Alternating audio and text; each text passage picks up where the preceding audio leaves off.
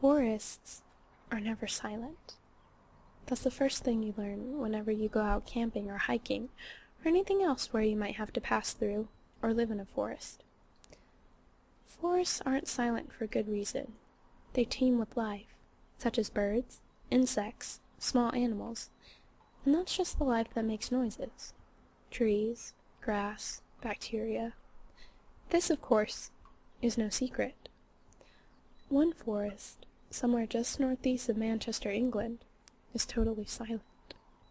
People drive past it millions of times per year, but from their car they can't notice the lack of sound.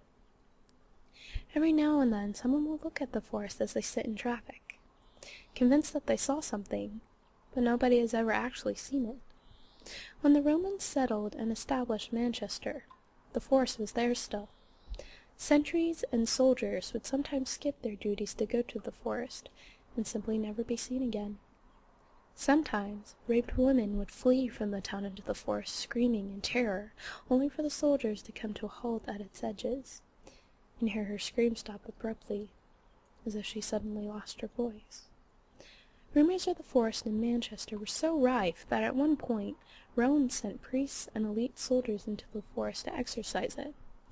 Blood-stained armor, robes, and a single perfect human eye was found outside Manchester the next morning, somehow having been placed, despite the sentries and the night guard, and placed soundlessly at that.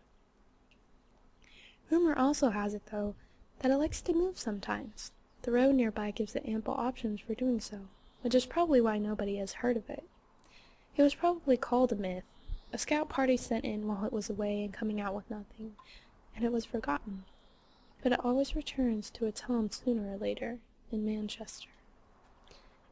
Ultimately, one thing you must always remember, intrepid traveler.